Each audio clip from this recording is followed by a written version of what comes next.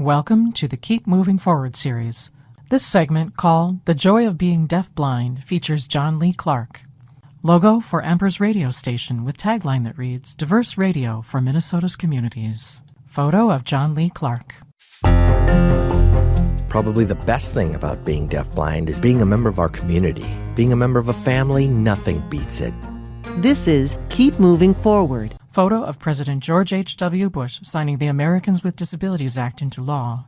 Photo courtesy of the George Bush Presidential Library. Let the shameful wall of exclusion finally come tumbling down. Logos that read Americans with Disabilities Act 1990 to 2015 and Disability Rights are Civil Rights. Logos courtesy of the ADA National Network. Exploring the legacy and promise of the Americans with Disabilities Act. Photos of John Lee Clark.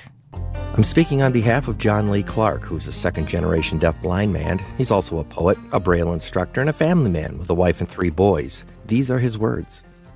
Being deafblind in itself is wonderful. What we do in our community is to create our own worlds. We have our own culture, tactile language, values. In fact, I'm not conscious of being disabled most of the time.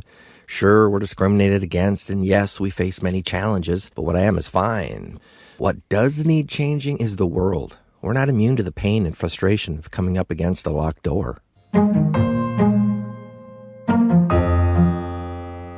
One thing we often come up against is employers requiring credentials for jobs. Job descriptions are a very good way to legally discriminate against people with disabilities who may not be able to do 1 or 2 things listed, but who could do everything else and even achieve those goals via alternative means. When things are set up to support who we are, our supposed disability disappears.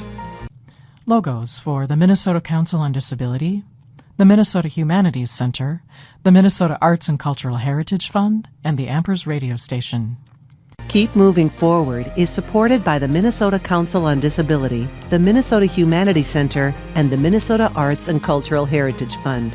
Online at ampers.org.